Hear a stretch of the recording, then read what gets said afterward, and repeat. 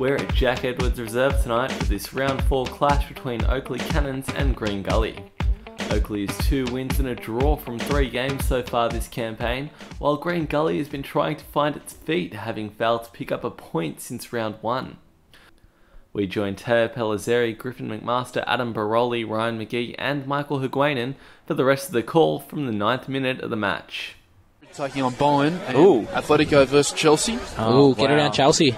Long shot here is parried and out for a corner. Nervous from Abdul, and it was driven from a long way out there by Govas. I'll get that right. Apologies, listeners, but no means to confuse for Gully. So, second corner of the night. This is the first one from the left-hand side, though. Teo's got his binoculars out here. Well, concentrate. The referee is just having a word in the box. And we're expecting the corner. High to the back post. Headed back into the 6-yard area. There's a sea of legs, and then it's blazed out. And I think that it's gone out to the left-hand side. Second time ball coming into the back post. Gentle header, and it loops out of bounds. 10.5 minutes gone. Eduraro is running here at Abradovic. Turns, and then onto his right foot, spins into the area, crosses looking for Hayne. Bit of pinball off heads there, and some confusion now. Bounces over the head of Wilford, who then has to slide onto the ball because Eduraro was ghosting in from his blind side. Out to the left-hand side. Ball is knocked down, but only as far as Andy Vargas, who bends a right-footed shot off the outside of the boot, wide of the right-hand post. He's definitely one player looks like you have to watch out for. Michael Hugan, sideline. In fact, Matt Sanders has 4 for the season, so he's obviously Gully's leading goal scorer and right up there in the NPL Victoria goal scoring charts. He will be a very top of the area. Here's a chance for Foster after he won the ball off Vargas, just picked his pocket, and now it's going to deflect and roll in for the opener. It's Foster's goal. There was a bit of luck about it because Premonte was there having a fresh air swing. It actually rolled back into the path of Foster, and his touch wasn't the strongest, but losing his feet on the wet surface was Akim Abdul, and it rolls in to make Oakleigh a 1-0 leader here in this match. 15th minute to goal. It is Oakleigh 1, Green Gully 0. It was a very scrappy goal, wasn't it? But we could see it coming a mile off. Unfortunately, it just wasn't as razzmatazz as we thought it was going to be. Geez, those were the days, and I've got to say this stadium's looking very nice now, and Christodoulou advancing into the area, right-footed shot, and it flashes wide to the left-hand post, and many of the fans here thought it was in. It was a move that started on the left-hand side, a ball to open up the field on the right. Christodoulou advancing into the area and shooting just wide of the target. Brian Venega, who's sort of the more central of their right-sided players, and of through ball, Jason Foster running onto it and chips the keeper into the top right corner, and it falls kindly into the back of the net. Something out of nothing there for Oakleigh, and in the 21st minute they lead 2-0. Foster with a glorious goal, and the young keeper, you've got to feel for him there because he's come out off his line. Foster's identified the opportunity to chip over the top, and he dinked it absolutely perfectly. It's Oakleigh 2, Gully 0. And the crowd giving a bit of a Bronx cheer because they thought it might have been a dive, so I'm not going to make any accusations. We're probably a little bit too far away to have the best view on that. And now, going back down the other end, Oakleigh win a foul as Permonte gets a bit of a hustle there from Daniel Jones. Thoughts on the Andy Vargas challenge there? Was it a foul, or was the referee right to call play on? It looked as though he won the ball to me. The tie followed through on it, but and you could hear Vargas again. He sounded in a bit of pain, but obviously the referee's a lot closer to us. I did think he won the ball initially, though, so I think it was a good tackle. And Vargas has only now got back to his feet to run back because this is going to be a bit of a dangerous set-piece situation, and if Oakleigh score a third, then it really is exactly the same problem as last week for Gully because they're shipping a goal every 10 minutes. Let's see. At least they're consistent. It's Govas standing over the ball. There is 4 in the wall. Eduraro is one of them, so they've got one of the shortest players on the pitch in the wall, and right on cue he's replaced. 5 in the wall now. Here's Govas! Top left corner! Oh, wow! 3-0 to Oakleigh! That is a ripping free kick! And in the 31st minute, it is Oakleigh Cannons 3, Green Gully 0. Andreas Govas, I was just going to say, just before the free kick, he turned the defence when he put the ball over the top. Green Gully were chasing. They won a foul. The goals of the season, and we know Andreas Govas, we know he's got enormous qualities. He came from the Greek second division last year, which is 36.5 minutes gone. Gully trying to keep the pace high. Andy Vargas, Eduraro leaves the ball with a little step over. It's going to run down the left-hand side for Bissinger. Takes possession. 5 minutes from the top of the area. Goes for a shot, and it was dipping, but too late over the bar. And now Nate Foster, as he runs over to our side of the pitch, he has a red stripe dyed into his hair, and that is a horrible challenge coming in from Roddy Vargas. That's just a blatant yellow. Crashes through. He knew it as soon as he did it. Not long till half-time now. Harding in the centre. Trying to play through Eduraro. Diving slide tackle is going to spill the ball back into the path of Harding. Gets through the ball for Eduraro, and that one is skied, and it hits the fence that they've built behind the goals here at Oakleigh, and it very nearly went over the top. So that one is out for a goal kick. They continue to create chances, but the finishing really has been lacking so far tonight. Ball is over on the right-hand side. Trying to move it on is the man that Michael Huguenin called for a bit more action in the second half. Matthew Sanders flicks it on. Can't find a teammate. Oakleigh trying to clear. Christodoulou into the centre of the park. Bosnjak now. Loose first touch. Opened the door, but Monte, his teammate's going to make it look good. Slides through Bosnjak. Cuts onto his right foot now, onto his left, and fires in the fourth. The Gully defence just couldn't take it off his feet. Vargas went to ground.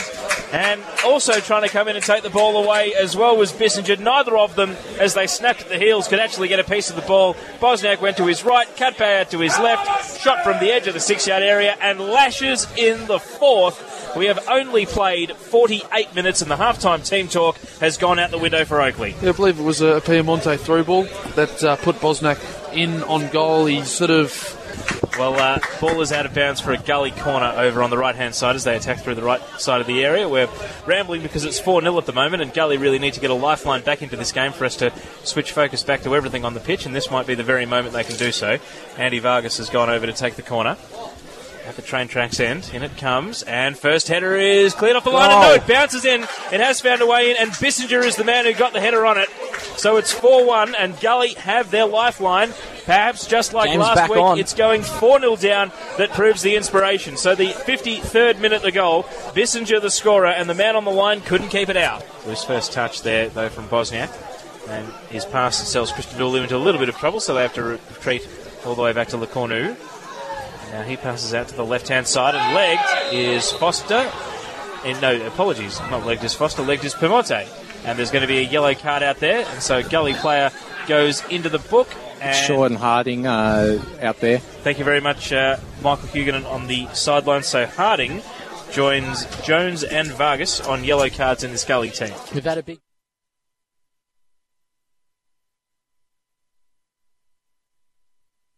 To spill kindly for Christodoulou, first time shot, and it's through the keeper for the fifth.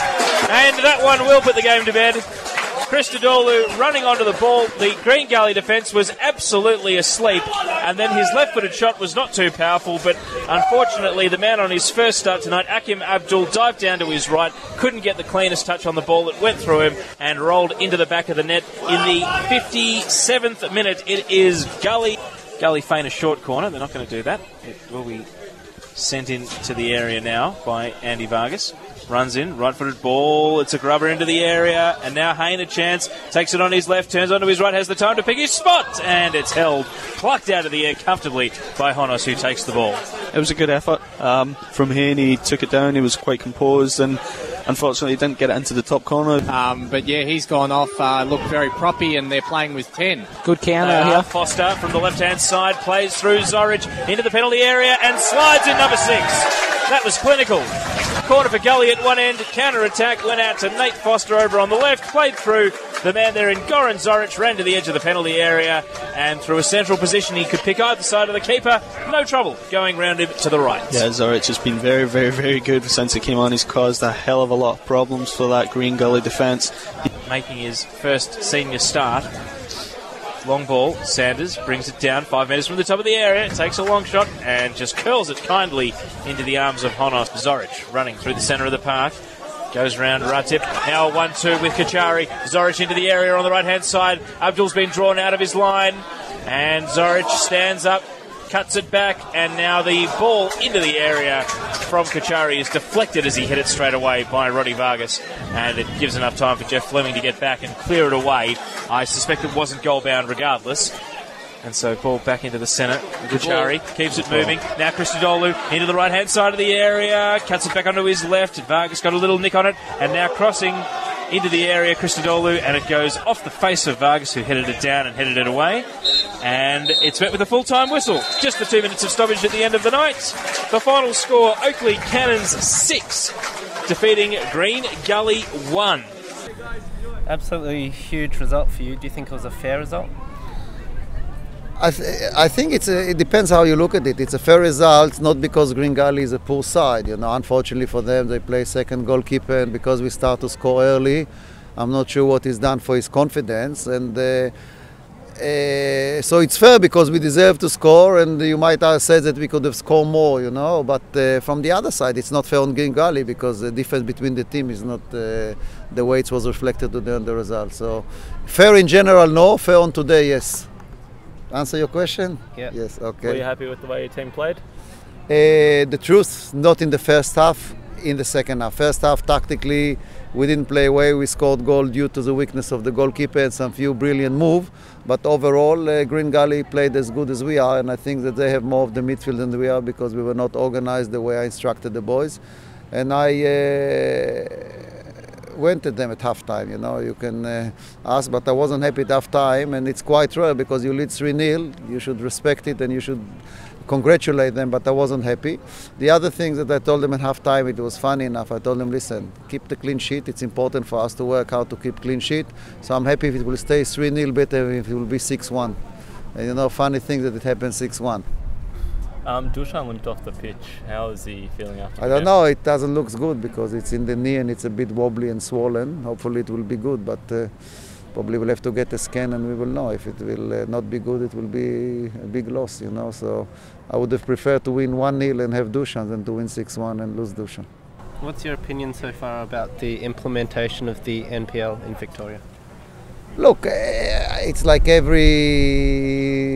lady that's putting a new dress. No dress is impressive, and it's good and it sounds good. And the fact that we're standing here and I got 3 microphones in front of me and the TV shows that we're going forward as far as media concern and attraction. I think everybody excited. I think also the 2 country clubs proved that they were to beat and add a bit more dimension, and I think I like it that it's not the final series at first past the post. You feel a bit European atmosphere, a lot of good things. Some of the rules is beyond my logic.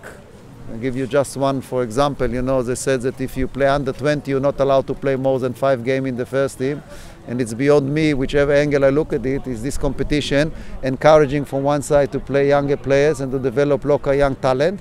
So they reduce the amount of visa players and they penalize you in point when you play over 30, and then you got some young guy that is 18 years old and he said no, you can't play more than 5 games in the first team. Why? Ask your employers. But having conceded 11 goals in 2 games, you must be pretty concerned about Gully's defensive efforts. How are you going to rectify that? Oh yeah, definitely. We're going to have to work on our defence, but we just have to regroup straight away. So we'll get started straight away in the morning and start looking at what we have to do and where it's actually going wrong and how we can keep ourselves in the game, because we're creating chances. So going forward, we're fine. We'll be in the game that way, but we just got to figure out how to keep it tight. Right. Green Gully, obviously a proud club, 9-time Victorian champions. The fans are probably not used to this kind of form slump. What would you say to them? Look, we're working hard. We're doing everything we can. We don't, it hurts us just as much, in the dressing room. We know it's not, that it is a proud club and that, we expect better from ourselves. So, look, we're working hard, 100%, at every training session, and we talk about it and we, discuss what we need to do better. So, to the fans, I just, say that we thank them for their support, and we ask, that they stick by us and keep coming along, and we'll keep producing the effort, and it's, it's going to turn around soon enough.